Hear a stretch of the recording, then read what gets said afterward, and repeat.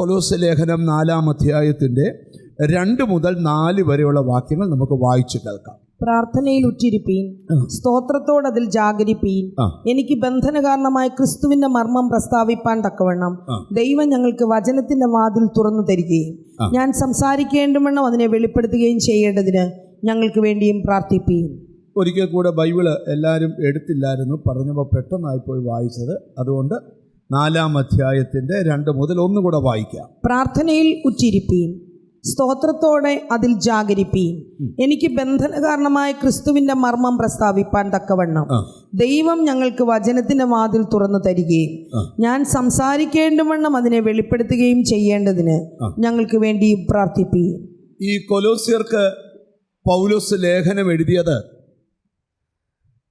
1-ാം അധ്യായത്തിൻ്റെ 1-ാമത്തെ വാക്യത്തിൽ നമുക്ക് അതുകൂടെ ഒന്ന് വായിച്ചു കേട്ടാലേ ഈ വാക്യം എന്താണെന്ന് നമുക്ക് മനസ്സിലാക്കാനായിട്ട് കഴിയത്തുള്ളൂ. ദൈവേഷ്ടത്താൽ ക്രിസ്തുയേശുവിന്റെ അപ്പോസ്തലനായ പൗലോസും സഹോദരനായ തിമത്തിയോസും കൊലോസ്യയിലുള്ള വിശുദ്ധന്മാരും ക്രിസ്തുവിൽ വിശ്വസ്ത സഹോദരന്മാരുമായവർക്ക് എഴുതുന്നത്. മതി. പൗലോസും തിമത്തിയോസും കൊലോസ്യയിലുള്ള വിശുദ്ധന്മാർക്ക് എഴുതിയ ലേഖനമാണ്. അവര് കൊലോസ്യ സഭയോട് 3 പ്രാർത്ഥനാ വിഷയങ്ങൾ കൊടുക്കുക. സ്തോത്രം. എന്തോ 3 പ്രാർത്ഥനാ വിഷയങ്ങൾ. ആദ്യ സഭയോട് പറയുകയാണ്, കൊലോസ്യ സഭയെ പ്രാർത്ഥനയിൽ ഉറ്റിരിപ്പീൻ, സ്തോത്രത്തോടെ അതിലങ്ങോട്ട് ജാഗരിക്കണം. എന്നിട്ട് ഞങ്ങൾക്ക് വേണ്ടി പ്രാർത്ഥിക്കേണ്ട വിഷയം പറയുകയാണ്. സ്തോത്രം. വചനത്തിൻ്റെ വാതിൽ ഞങ്ങൾക്ക് തുറന്ന് കിട്ടേണ്ടതിന് പ്രാർത്ഥിക്കണം. 2, ക്രിസ്തുവിൻ്റെ മർമ്മങ്ങൾ പറയാനായിട്ട് പ്രാർത്ഥിക്കണം. 3, വചനം ഞങ്ങൾക്ക് വെളിപ്പെട്ട് കിട്ടാൻ പ്രാർത്ഥിക്കണം. സ്തോത്രം. ഈ എല്ലാ മനുഷ്യനും പ്രയർ സപ്പോർട്ട് ചോദിക്കുന്നവരാണ്.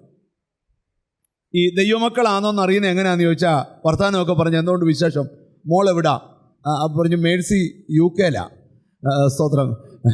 ജിൻസി എവിടാ, ജിൻസി അമേരിക്കയിലാണ്. എല്ലാം കഴിഞ്ഞ് പിരിയുമ്പം പറയും പ്രാർത്ഥിച്ചോണേ. ഇത് കേൾക്കുമ്പോൾ അറിയാം ഇവർക്ക് പ്രാർത്ഥനയെ വിശ്വാസമുള്ളവരാണോ. അല്ലാത്തൊരു ഹായ് ബായി പറഞ്ഞിട്ട് പോകും അല്ലേ. നമ്മളൊരു ദൈവദാസനെ കണ്ടാൽ നമ്മൾ അവരോട് പറയുന്നൊരു വാക്കാണ്, എനിക്ക് വേണ്ടി പ്രാർത്ഥിച്ചോണേ. പിന്നെ ഞങ്ങളെല്ലാം പ്രാർത്ഥിക്കുന്നുണ്ട്. എന്തുവാ പ്രാർത്ഥിക്കുന്നത്? ഇന്ന് ഞങ്ങളെ കണ്ടവർക്കും ഇന്ന് ഞങ്ങളോട് പ്രാർത്ഥന ചോദിച്ച സകലർക്കും വേണ്ടി പ്രാർത്ഥിക്കുന്നൊരു പ്രാർത്ഥന ഞങ്ങളുടെ പ്രാർത്ഥനയിലുണ്ട്. നിങ്ങൾ ശ്രദ്ധിച്ചു കേൾക്കണം. സ്തോത്രം. അപ്പം നിങ്ങൾ ശ്രദ്ധിച്ചു കേൾക്കണം, ഇവിടെ മനസ്സിലാക്കണം. അപ്പം പ്രാർത്ഥനയിൽ വിശ്വാസമുള്ളവർ പിരിയുമ്പം ബ്രദറെ 1,00,000 രൂപ തരണേന്നല്ല പറയുന്നു, എനിക്ക് വേണ്ടി പ്രാർത്ഥിക്കണം. നിങ്ങൾ ശ്രദ്ധിക്കണം. ഇതുപോലെ പൗലോസ്ലീഹ, ഈ പൗലോസിൻ്റെ ലേഖനങ്ങൾക്കകത്തെല്ലാം പൗലോസ് പ്രാർത്ഥന ഊന്നി പറയാൻ കാരണം എന്താണെന്ന് ചോദിച്ചാൽ, പ്രാർത്ഥനയുടെ ശക്തി എന്താണെന്ന് അറിഞ്ഞവനാ പൗലോസ്. പ്രാർത്ഥനയുടെ ശക്തി. ഒരു കാലത്ത് പ്രാർത്ഥനയ്ക്ക് ശക്തി ഇല്ലെന്ന് വിചാരിച്ച് പ്രാർത്ഥിച്ചവനെ തകർത്തോണ്ടിരുന്ന ആളാണ് ആര്? പൗലോസ്. പക്ഷേ ഒരു ജന്മം പ്രാർത്ഥിക്കാത്ത മുഴുവൻ പ്രാർത്ഥനയും കൂടെ ഒരു 3 ദിവസം ഒന്നിച്ചിരുന്നങ്ങ് പ്രാർത്ഥിച്ചപ്പോൾ പ്രാർത്ഥനയുടെ ശക്തി എന്താന്ന് തിരിച്ചറിയും. സ്തോത്രം. ഇനി ഞാൻ നിങ്ങളോടൊരു കാര്യം പറയാം. പ്രയറിൻ്റെ ശക്തി എന്താന്ന് ജീവിതത്തിൽ രുചിച്ചിട്ടുള്ളവന് ഒരു വിഷയത്തിലും കുലുക്കമില്ല. Glory to God, glory to God. ഞാൻ എപ്പോഴും നിങ്ങളോട് പറയാം, ഓരോ ദിവസവും രാവിലെ എഴുന്നേൽക്കുമ്പോൾ ഞാൻ പ്രതീക്ഷിക്കുന്ന ഒരു കാര്യമുണ്ട്. ഞാൻ നിങ്ങൾക്കത് പറഞ്ഞു തരാം. സാധാരണമല്ലാത്തത് എന്തൊക്കെയോ ഇന്ന് എൻ്റെ ലൈഫിൽ നടക്കും. ഒരാമയും വരുന്നില്ല. സാധാരണമല്ലാത്തത്, അടുത്തിരിക്കുന്ന ആളെ ഒന്ന് കൈ കൊടുത്തിട്ട് വിശ്വാസം പറ, സാധാരണമല്ലാത്തത് എന്തോ നിന്റെ ലൈഫിൽ നടക്കാൻ പോവാ. വർഷങ്ങളായി നീ പ്രാർത്ഥിച്ച വിഷയത്തിന് സാധാരണമല്ലാത്തൊരു മറുപടി ഈ ദിവസങ്ങളിൽ ദൈവത്തിൽ നിന്നുണ്ട്. എല്ലാ ദിവസവും ഞാൻ രാവിലെ പറയും, ഇന്ന് ഇതുവരെ കാണാത്തവരെ ഞാൻ കാണും, ഇതുവരെ പ്രാർത്ഥിക്കാത്തവർക്ക് വേണ്ടി ഞാൻ പ്രാർത്ഥിക്കും, ഇതുവരെ തുറക്കാത്ത വഴികൾ തുറക്കും. അത് സാധാരണമല്ല, അസാധാരണമായതാണ്. Oh glory to God. നിങ്ങൾക്കറിയോ, ഈ പ്രാർത്ഥിക്കുമ്പം ഈ ബൈബിളിൽ വെക്കുക, പ്രാർത്ഥനയിൽ ഉറ്റിരിപ്പീൻ എന്ന് പറഞ്ഞാൽ എന്തുവാ? ഉറ്റിരിക്കുക എന്ന് പറഞ്ഞാൽ എന്തുവാ? ഏകാഗ്രതയോടെ പ്രാർത്ഥിക്കുക, അല്ലെങ്കിൽ ശ്രദ്ധയോടെ പ്രാർത്ഥിക്കുക. അതിനൊക്കെയാണ് എന്തുവാ? 500 കോട്ടുവായും വിട്ട് മൊബൈലും നോക്കി ഫേസ്ബുക്കും കളിച്ച് ഇടയ്ക്ക് ഫോൺ എടുത്തുനിന്ന് ബാബുവേ പ്രാർത്ഥിച്ചുകൊണ്ടിരിക്കുക, പിന്നെ വരാമേ എന്ന് പറയുകയൊക്കെ ചെയ്യുന്ന പ്രാർത്ഥനയൊന്നും എന്തുമല്ല, പ്രയർ അല്ല. ഹല്ലേലൂയ. നിങ്ങൾ ശ്രദ്ധിക്കണം, ഈ പ്രാർത്ഥനയ്ക്ക് ഒത്തിരി ശല്യമുണ്ട്. പ്രാർത്ഥനയ്ക്കും ശുശ്രൂഷയ്ക്കും ഒക്കെ ഒത്തിരി തടസ്സങ്ങളുണ്ട്. സ്വതന്ത്രം ആയുസ് വിളിക്കാത്തവരെല്ലാം നമ്മൾ പ്രാർത്ഥിക്കാണ്ടിരിക്കുമ്പോൾ വിളിക്കും, ഹലോ ഇച്ചിരി നേരം വർത്താനം പറയാമെന്ന് പറഞ്ഞ് വിളിച്ചതാണ്. ഞാനൊരു പ്രാർത്ഥിക്കുമ്പോൾ കഴിയുമെങ്കിൽ ഇത് സ്വിച്ച് ഓഫ് ചെയ്ത് കമത്തി വെച്ചേച്ച് ചിലരിങ്ങനെ പ്രാർത്ഥിക്കും, നോക്കിക്കൊണ്ട് പ്രാർത്ഥിക്കും, ഫേസ്ബുക്കിലെ മെസ്സേജും വായിച്ചുകൊണ്ട് ഗ്ലോറി ഗ്ലോറി ഗ്ലോറി ഗ്ലോറി. ഇതാരെ ബോധിപ്പിക്കാനാണ്? ഇതൊന്നും പ്രയറല്ല. ശ്രദ്ധിച്ചു. ഞാൻ എങ്ങനെയാണ് പ്രാർത്ഥിക്കേണ്ടതെന്ന് പറഞ്ഞേച്ച് ഇതിലോട്ട് വരാം. അപ്പോൾ പ്രാർത്ഥനയിൽ ഉച്ചരിക്കുക എന്ന് പറഞ്ഞാൽ ഏകാഗ്രതയോടെ പ്രാർത്ഥിക്കുക, ശ്രദ്ധയോടെ പ്രാർത്ഥിക്കുക എന്നാണ്. ഈ പ്രാർത്ഥിക്കുമ്പം കണ്ണടയ്ക്കുന്നത് എന്തിനാ പറ? ഈ ശൗലിന് പണ്ടൊരു ജാടയുണ്ടായിരുന്നു. ആരേലും പ്രാർത്ഥിച്ചുകൊണ്ടിരിക്കുമ്പോൾ കണ്ണടച്ചുകൊണ്ടിരിക്കുവാണല്ലോ.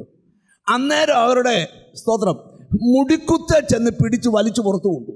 ഈ കണ്ണടയ്ക്കുന്നതിൻ്റെ മർമ്മം അറിയാത്തതുകൊണ്ട് തമ്പുരാൻ അവനെ തൊട്ടപ്പം ആദ്യം കണ്ണേലാ തൊട്ടെ. നിങ്ങൾ മനസ്സിലാക്കണം, കാഴ്ചയില്ലേലെന്താ കുഴപ്പം, കാഴ്ച ഉണ്ടേലെന്താ കുഴപ്പം എന്ന് പൗലോസിനെ ആദ്യം തമ്പുരാൻ പഠിപ്പിച്ചു. എന്നിട്ട് പുള്ളി ഒരു ഒറ്റ പ്രാർത്ഥന എത്ര ദിവസമാ?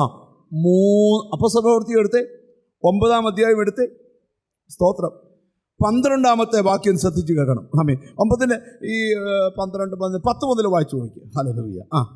സ്തോത്രം. എന്നാൽ അനന്യാസ് എന്നൊരു ശിഷ്യൻ ദമസ്കോസിലുണ്ടായിരുന്നു. അതിന് 3 ദിവസം കണ്ണ് കാണാതെ എന്ന് പറയുക. അതിൻ്റെ തൊട്ട് മേളിലാണോ? തൊട്ട് മേളത്തെ വാക്യം. ശൗൽ നിലത്തു നിന്ന് എഴുന്നേറ്റ് കണ്ണു തുറന്നാറെ ഒന്നും കണ്ടില്ല. അവർ അവനെ കൈക്ക് പിടിച്ച് ദമസ്കോസിൽ കൊണ്ടുപോയി. അവൻ 3 ദിവസം 9-ാം വാക്യം കേട്ടോ, ഒത്തിരി ദൂരെ പോകണ്ട. അവൻ 3 ദിവസം കണ്ണ് കാണാതെ 3 ദിവസം കണ്ണ് കാണാതെ തിന്നുകയോ കുടിക്കുകയോ ചെയ്യാതെയും ഇരുന്നു. ഇവൻ ഈ ഉപവാസ പ്രാർത്ഥന നടക്കുമ്പോഴാണ് ഈ കണ്ണടച്ച് പ്രാർത്ഥിച്ചുകൊണ്ടിരുന്നവരുടെ മുടിക്കുത്തെ പിടിച്ചോണ്ട് പോയേ. എൻ്റെ ഭാവനയാണ്.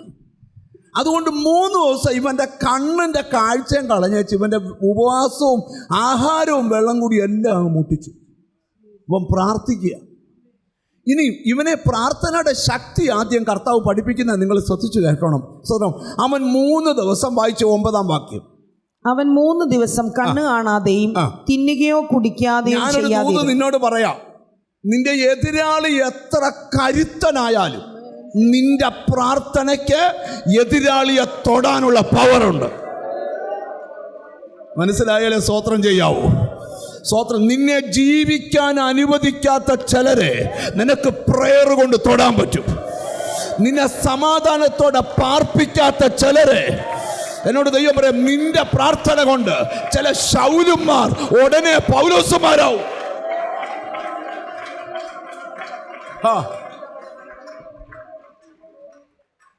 ഞാൻ കുറച്ചു നാൾ മുമ്പ് ഒരാളെ പരിചയപ്പെട്ടപ്പം ആ പുള്ളി എന്നോട് വർത്താനമൊക്കെ പറഞ്ഞപ്പോൾ ഞാൻ ചോദിച്ചു, ഇപ്പം എവിടാന്ന് ചോദിച്ചവൻ പറഞ്ഞു, ഞാൻ ബൈബിൾ പഠിച്ചുകൊണ്ടിരിക്കുക, ബൈബിൾ കോളേജിൽ ഈവനിങ് ക്ലാസ് അറ്റൻഡ് ചെയ്യുന്നുണ്ട്, ഒപ്പം ദൈവം അയക്കുന്ന ഇടത്തൊക്കെ സുവിശേഷം പറയുന്നുണ്ട്. എന്നിട്ട് പുള്ളി പറഞ്ഞു, പക്ഷേ ഞാനൊരു മന്ത്രവാദിയായിരുന്നു. എന്തുവാ? എന്നെ കാണാൻ ധാരാളം പേര് വരുമായിരുന്നു. ഞാൻ ആർക്കിട്ട് മന്ത്രം ചെയ്താലും അവന് ഫലിക്കും. അങ്ങനെ എൻ്റെ ബ്രദറെ, എൻ്റെ സ്വന്തം ചേട്ടൻ സൗദി അറേബ്യ വെച്ച് അവന് ഞാൻ അവനെ മന്ത്രം ചെയ്ത് വിട്ടത്. അവൻ അവിടെ പോയി സ്നാനത്തിൽ മുങ്ങിയച്ച് ഉപദേശിയാന്ന് പറഞ്ഞ് തിരിച്ചു വന്നു.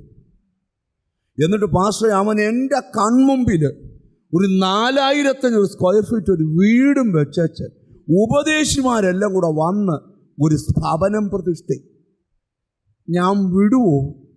ഞാൻ പോയിരുന്ന് ഇവനെ ഒതുക്കാൻ നോക്കി. ഇവനെ ഒതുക്കാൻ നോക്കിയപ്പോൾ മുതൽ ഞാൻ ഒതുങ്ങാൻ തുടങ്ങി.